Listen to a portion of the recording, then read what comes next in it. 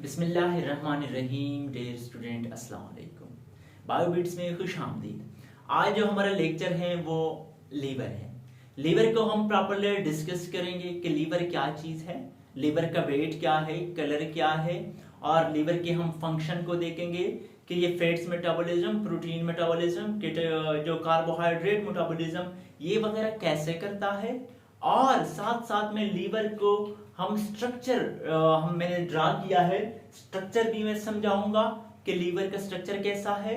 और इन में मैं लीवर के जो अराउंड अबाउट 15 to 20 एमसीक्यूज, बड़े कंसेप्चुअल और बड़े लॉजिकल और बहुत ही इंपॉर्टेंट एमसीक्यूज में करवाऊंगा। तो चलते हैं लीवर की तरफ। लीवर में हमारे पास कहा है कि अ लार्ज मीटी organ present on the right side of the belly. हमारे पास ये जो लीवर है ये एक मीठी ऑर्गन है। मीठी मतलब हमारे पास गोश्त का बना हुआ ऑर्गन है और ये प्रेजेंट करता है on the right side of the belly, यानी जस्ट अबाउट द स्टमक के थोड़े ऊपर जब आप आते हैं तो आपको ये लीवर देखने को मिलता है। और इसी वजह से जो हमारे किडनी है, हमारे लेफ्ट और राइट किडनी है, तो राइट किडनी थोड़ा सा नीचे है। क्यों? क्योंकि ऊपर हमारा क्या पड़ा होता है, लीवर पड़ा होता है। तो लीवर के पोजीशन का आप लोग को पता चल गया। फिर कहते हैं कि having weight of about 3 pounds, यानी इनके जो वेट है वो 3 पाउंड्स के बराबर होता है। और अगर केजी में हम इसको देख ले तो राउंड अबाउट 1.4 या 1.5 केजी बनता है। फिर कहते हैं कि reddish brown in colour. Liver का जो कलर है ये रेडिश ब्राउन होता है। क्यों रेडिश ब्राउन होता है? क्योंकि इनमें ब्लड की सप्लाई होती है और साथ साथ में हमारे पास हेमोग्लोबिन होते हैं, तो उनका कलर क्या है, रेड है। इसी वजह से लीवर का कलर भी हमारे पास जो रेडिश ब्राउन है। फिर कहा है liver is class is a gland. Liver को क्लास किया है, यानी इसको समझते हैं कि क्या है हमारे पास, ग्लैंड। अब ग्लैंड क्या होती है? जो ग्लैंड वो चीज होती है जो बॉडी के अंदर डिफरेंट केमिकल्स की सिक्रीशन करता है, यानी डिफरेंट केमिकल की सिक्रीशन करता है लीवर। इसीलिए इसको हम कहते हैं कि ये हमारे पास क्या है, एक ग्लैंड है। फिर नीचे लिखा है it carries more than 500 function.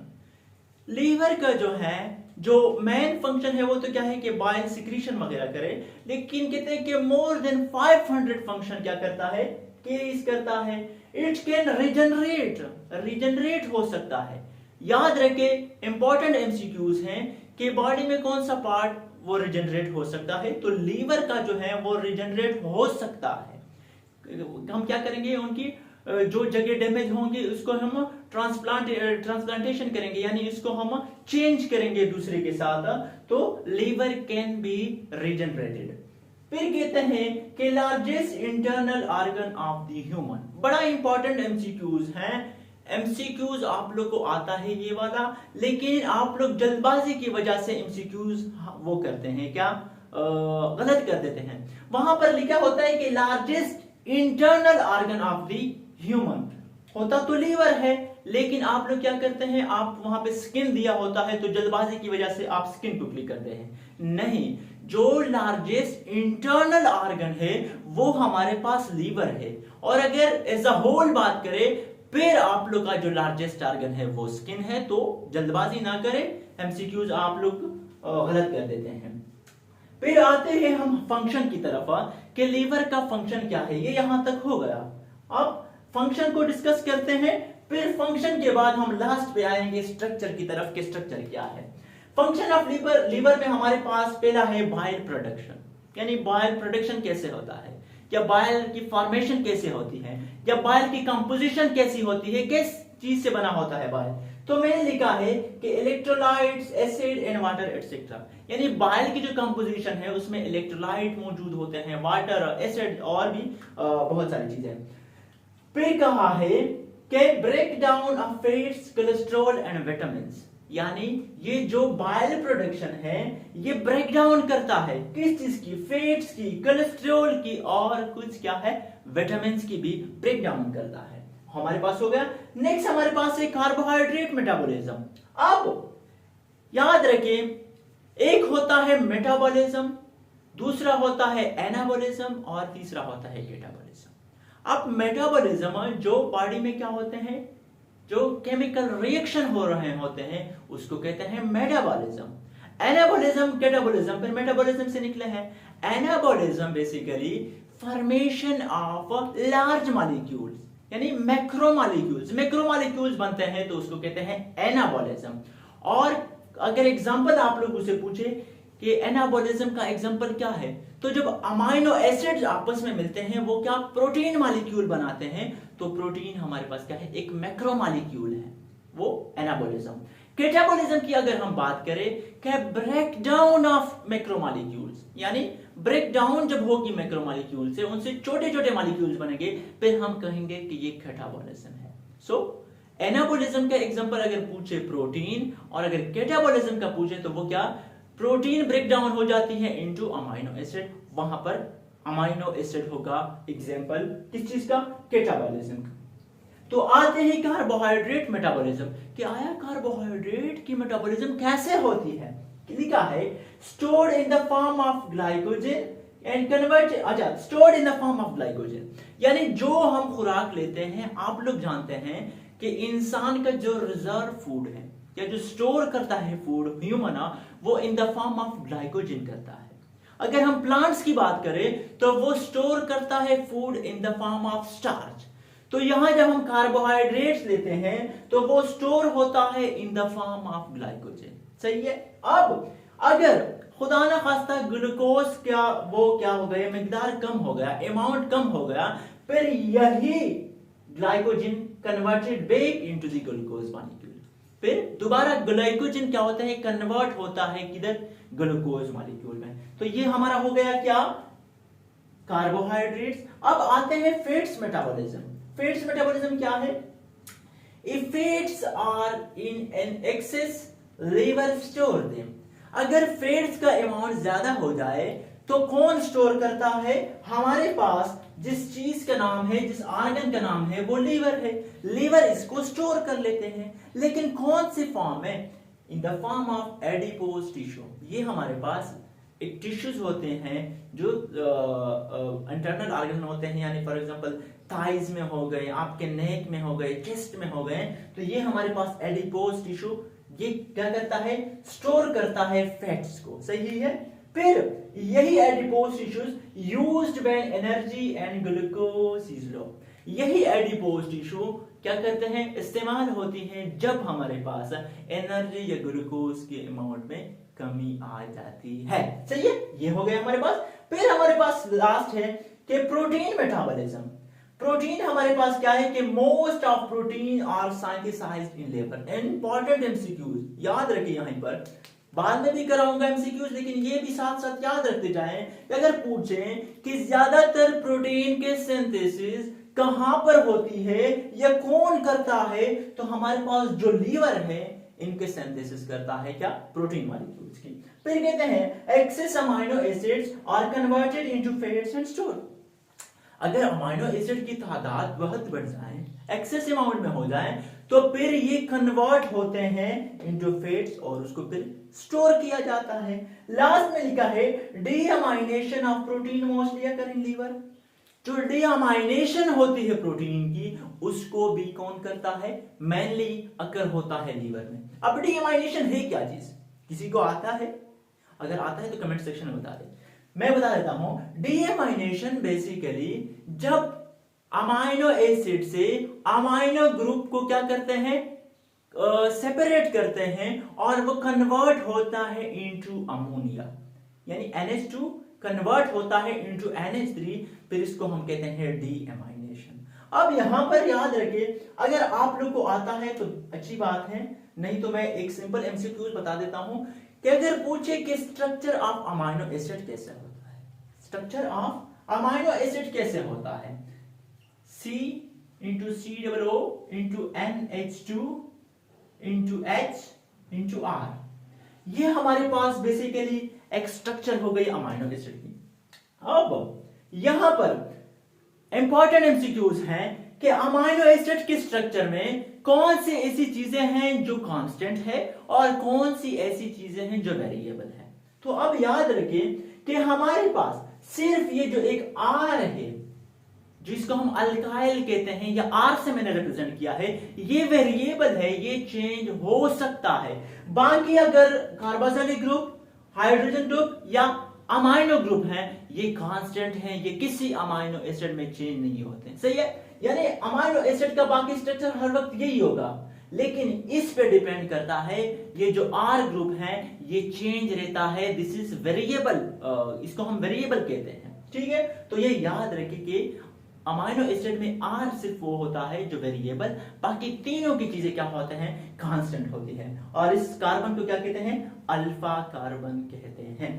ये आप लोगों को समझ आ गई। अब एक और चीज भी बताता हूं, अगर आपसे पूछे कि सिंपलेस्ट अमाइनो एसिड कौन सा है, सिंपलेस्ट अमाइनो एसिड की अगर स्ट्रक्चर दिए हो तो आपको समझ नहीं आ रहा हो कि यार इसमें कौन सा है, अगर इस R की जगह पर यहां पर H दिया हो तो इसको हम कहते हैं कि ये सिंपलेस्ट अमाइनो एसिड है। और अगर मैं गलत ना हूं कि इसका नाम क्या होता है, ग्लाइसिन होता है। ठीक है, तो सिंपलेस्ट अमाइनो एसिड और अमाइनो एसिड के स्ट्रक्चर को आप लोगों ने पढ़ लिया, बाकी फंक्शन थे वो भी पढ़ लिए। अब आते हैं, एक और फंक्शन भी है हमारे पास, वो क्या, वो कौन सा है हमारे पास। अच्छा, सही बात है, एक मेन फंक्शन भूल रहा था कि इसमें विटामिन की भी स्टोरेज करता है। जो हमारे पास लीवर है ये विटामिन की भी स्टोरेज करता है, साथ साथ में ये मिनरल की भी स्टोरेज करता है। और जो सबसे इंपॉर्टेंट रोल है, जो सबसे इंपॉर्टेंट फंक्शन है लीवर का, वो क्या है, डिटॉक्सिफिकेशन।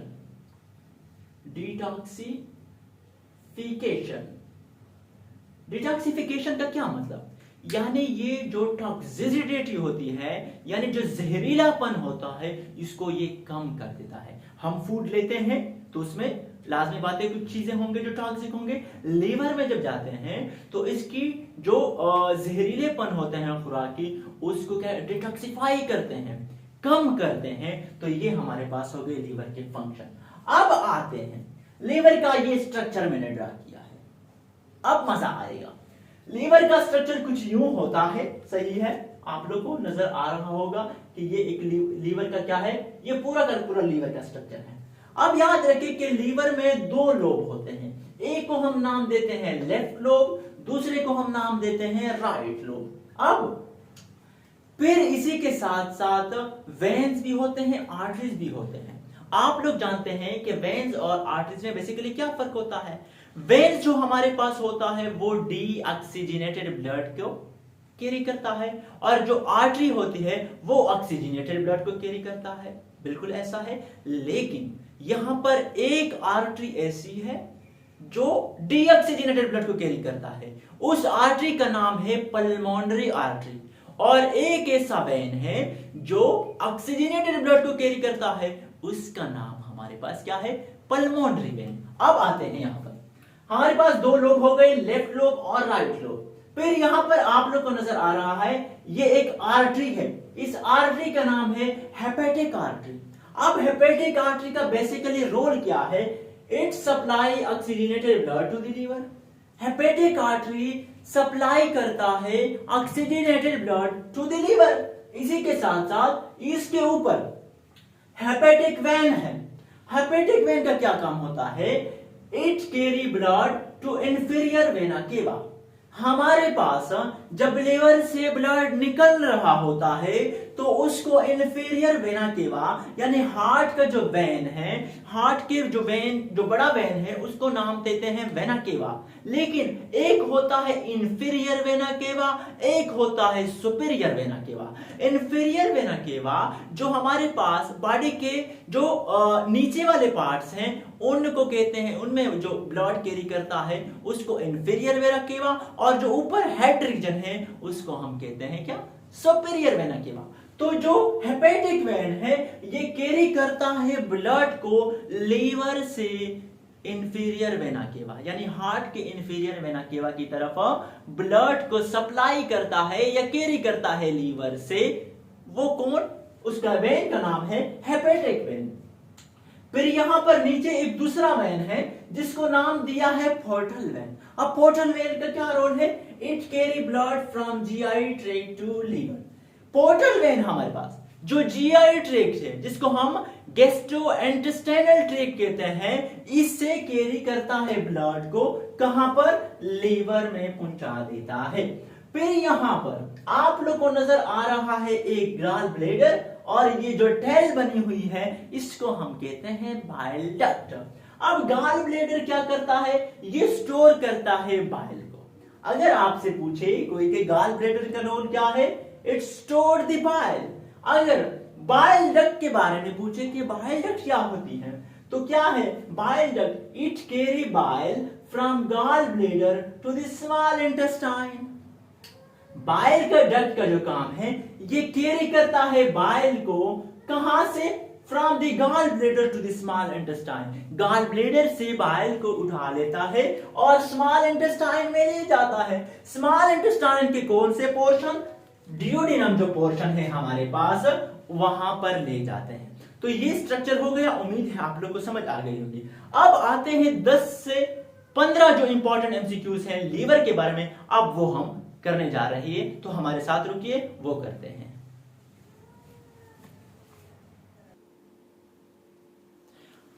अच्छा शहजादो, एमसीक्यूज पोर्शन की तरफ आते हैं लीवर में। बड़े इंपॉर्टेंट एमसीक्यूज हैं। MCQs number first, bile salts act as activator of which enzyme? A option lipase, B pepsinogen, C हमारे पास ट्राइप्सिन, और डी हमारे पास है पैंक्रियाटिक लाइपेज। कहते हैं कि ये जो हमारे पास बाइल साल्ट्स है, ये कौन से एंजाइम के क्या एक्ट करता है एज एन एक्टिवेटर? तो ए ऑप्शन जो हमारे पास है लाइपेज, ये हमारे पास क्या है, सही ऑप्शन है। यानी लाइपेज जो एंजाइम्स हैं, ये ब्रेक डाउन करता है किस चीज की, लिपिड्स की, इनटू फैट्स एंड ग्लाइसरोल। यानी लाइपेज वो एंजाइम है जो लिपिड्स की ब्रेक डाउन करता है इनटू फैटी एसिड्स या फैट्स, और साथ साथ में क्या है, ग्लाइसरोल। दूसरा एमसीक्यूज है, which is not the function of liver? आप यहां पर 3 ऐसे फंक्शन दिए हैं जो लीवर के हैं, और एक ऐसा फंक्शन है जो लीवर का नहीं है, किसी और का है। ए option detoxification, B storage of glycogen, C हमारे पास है प्रोडक्शन ऑफ बाइल, और डी हमारे पास है प्रोडक्शन ऑफ इंसुलिन। अभी हमने पढ़ा, जो हमारा लेक्चर था लीवर का, उसमें हमने पढ़ा कि डिटॉक्सिफिकेशन करता है, बिल्कुल करता है, स्टोरेज ऑफ ग्लाइकोजन करता है, प्रोडक्शन ऑफ बाइल ये भी करता है। तो पीछे एक बचता है हमारे पास प्रोडक्शन ऑफ इंसुलिन। यानी इन चारों में से एक काम है जो लीवर नहीं करता, वो कौन करता है, प्रोडक्शन ऑफ इंसुलिन लीवर नहीं करता, बल्कि कौन करता है, पैंक्रियास। सही है। ये 2 एमसीक्यूज आप लोगों ने सीख लिए कि इंसुलिन की प्रोडक्शन पैंक्रियास करता है, और बाकी 3 तो आप लोगों ने सीख लिए कि ये लीवर की क्या है, प्रोडक्शन है या सिंथेसिस है। ठीक है। फिर फिर कहते हैं कि Kupffer cells are found in. अब कफर सेल्स जो हैं ये कहां पर पाए जाते हैं? A option kidney, b liver, c pancreas, d spleen. तो क्योंकि लीवर का हम टॉपिक पढ़ रहे हैं, अभी तो आपको बड़े आसान लग रहे हैं कि लीवर ऑप्शन है तो भाई लीवर को क्लिक करो, लेकिन अभी तो आप लोगों ने पढ़ा है, जब एग्जाम में बैठोगे तो फिर पता नहीं चलेगा। तो अभी से सीख लो कि कफर सेल्स कहां पर मौजूद होते हैं, लीवर सेल्स में क्या होते हैं, सॉरी लीवर में क्या फाउंड होते हैं, यानी मौजूद होते हैं। और अगर आपसे पूछे दूसरा एमसीक्यूज याद आ गया कि कफर सेल्स होते क्या हैं?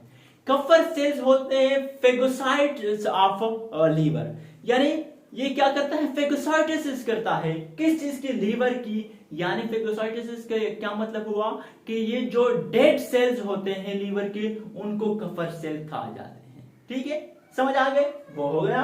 Next, which of the following is released from liver?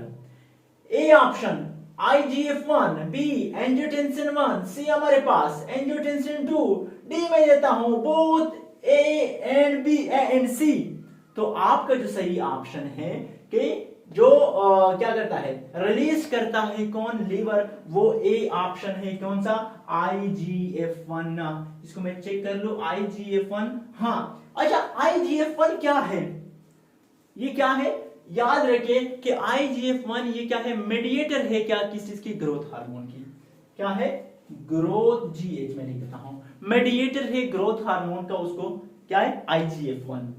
Next, largest gland present in the body is, कौन सा लार्जेस्ट ग्लैंड है? ए option pancreas, B pituitary gland, C हमारे पास लीवर। तो अभी हमने थोड़ी देर पहले पढ़ा कि जो लार्जेस्ट ग्लैंड है हमारे पास, वो हमारे पास लीवर है। सही है, लार्जेस्ट ग्लैंड लीवर है। और अगर जो हमने लार्जेस्ट आर्गन का अगर हमने पता किया, और अगर एग्जामिनर आपसे पूछे लार्जेस्ट आर्गन, तो हमारे पास क्या है, स्किन है। अगर इंटरनल लार्जेस्ट आर्गन का पूछे तो वो भी लीवर है। सही है। Glucose is stored in liver is, a option glycogen, b starch, c cellulose, d sucrose. अभी थोड़ी देर हमने पढ़ा कि जो लीवर की स्टोरेज होती है, सॉरी ग्लूकोज की जो स्टोरेज होती है लीवर में, वो इन द फॉर्म ऑफ ग्लाइकोजन होती है, और स्टार जो होते हैं वो क्या, वो प्लांट्स में होती है स्टोरेज। नेक्स्ट हमारे पास, Which are the components of bile salt? Bile salt के components बताइए। A option sodium glycolate and taurocholate, B हमारे पास हेमोग्लोबिन एंड बेलीवर्डिन, और सी हमारे पास है हेमोग्लोबिन एंड बिलिरुबिन। तो याद रखिए कि जो कंपोनेंट्स है बाइल साल्ट का, वो ए ऑप्शन है, यानी सोडियम ग्लाइकोलेट एंड तारोचोलेट। ये हमारे पास कंपोनेंट्स है बाइल साल्ट के। नेक्स्ट हमारे पास है इंपॉर्टेंट एमसीक्यूज है नंबर 8। अब ये एक एमसीक्यूज नहीं है, आप लोग कहेंगे कैसे, ये तो एक है। 6-7 एमसीक्यूज इसमें पड़े हुए हैं, अपने साथ नोट करते जाइए। Level of glucose in the blood is controlled by, कहते हैं, सवाल को समझे कि जो ग्लूकोज का लेवल होता है ब्लड में, उसको कौन कंट्रोल करता है? ए option liver, b pituitary gland, c adrenal gland, d हमारे पास थायराइड ग्लैंड। तो लीवर पढ़ रहे हैं, आप लोगों ने तुक्का लगा दिया कि लीवर सही है। सही है, ठीक है, लीवर सही है, लेकिन बाकी ऑप्शन को थोड़ा समझे। पिट्यूटरी ग्लैंड हमारे पास क्या है, 3 टाइप्स के लोब वैकेंसीज करता है। सुपीरियर एक होता है, सॉरी एक क्या होते हैं, एक इंटरमीडिएट लोब होता है, और एक क्या होता है, जो हमारे पास मास्टर ग्लैंड जिसको कहते हैं, इंफीरियर है, जो भी अभी मुझसे मेरे जहन से निकल गए ना। तो हमारे पास पिट्यूटरी ग्लैंड बेसिकली इसको मास्टर ग्लैंड कहते हैं।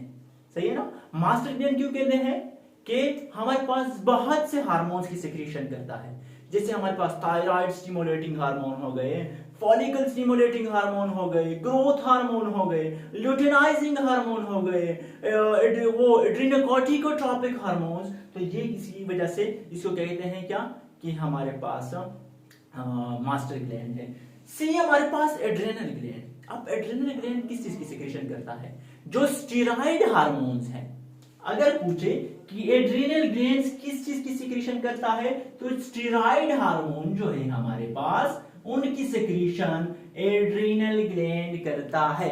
ये भी एमसीक्यूज आप लोगों ने सीखा। और थायराइड ग्लैंड को आप लोग जानते हैं, हमारे पास थायराइड ग्लैंड की सिक्रीशन करता को क्या करता है, किसकी सिक्रीशन करता है, आयोडीन की, जिसको हम नाम देते हैं, एक को T3 देते हैं, एक को T4 जिसको ट्राई आयोडोथायरोनिन, T3, T4 को थायरॉक्सिन, और जो मेन एक तीसरा है, स्टूडेंट क्या करते हैं, ये T3 और T4 उनको याद रहते हैं, लेकिन कैल्सिटोनिन को वो याद ही नहीं रखते। तो ये भी याद रहे कि कैल्सिटोनिन ये भी सिक्रीशन करता है कौन, थायराइड ग्लैंड। सो ये 3 हार्मोन की सिक्रीशन करता है। Bile is produced by, a option liver, b gall bladder, c spleen, d blood. अब यहां पर फिर 2 एमसीक्यूज हैं, वो कैसे, कि पहले तो इसका answer, bile is produced bye, कौन प्रोड्यूस करता है, लीवर प्रोड्यूस करता है। लेकिन एग्जामिनर अगर आपसे पूछते हैं कि बाइल की स्टोरेज कौन करता है, तो याद रखिए कि gall bladder is responsible for the storing of what, bile. Bile की प्रोडक्शन करता है लीवर, और बाइल की स्टोरेज करता है कौन, गॉल ब्लैडर साहब। नेक्स्ट हमारे पास है jaundice is a disease of, अब ये डिजीज है किस चीज का, a option kidney, b heart, c liver, d stomach. Liver पढ़ रहे हैं, आपको याद है कि ये किस चीज की डिजीज है, लीवर की डिजीज है। Next last MCQs, bile salts takes part in, emulsification of fats, broken down of protein, absorption of glycerol, और डी हमारे पास है डाइजेशन ऑफ कार्बोहाइड्रेट्स। तो याद रखें कि जो बाइल साल्ट्स हिस्सा लेता है वो एमल्सिफिकेशन ऑफ फैट्स में हिस्सा लेता है। तो ये हमारा आज के जो लेक्चर लीवर का वो यहाँ पर कंप्लीट हो गया। इंशाल्लाह ऐसी कोई चीज नहीं रही बाकी लीवर में। फिर भी अगर आप लोग को ऐसे कोई क्वेश्चन है लीवर के बारे में, किसी के कोई प्रॉब्लम है लीवर में, तो वो कमेंट सेक्शन में आप लोग जरूर पूछा करें। इंशाल्लाह वहीं पर मैं आप लोग को आंसर करूंगा। इंशाल्लाह नेक्स्ट वीडियो में कोशिश मेरी होगी कि मैं जितना जल्दी आप लोग को प्रोवाइड कर सकूं, मेरी कोशिश रहती है, इंशाल्लाह वो करूंगा। सो लास्ट में वीडियो अगर आप लोग को अच्छी लगी हो तो लाइक कर दे, चैनल पर नए आए हैं तो सब्सक्राइब कर दे और बेल आइकन को मस्ट प्रेस करें ताकि आने वाली वीडियोस आप लोगों तक इजीली पहुंच सके। तब तक के लिए आप लोग खुश रहिए, हंसते रहिए, मुस्कुराते रहिए और मुझे अपनी दुआ में याद करते रहिए। मिलते हैं नेक्स्ट लेक्चर में। अल्लाह हाफिज।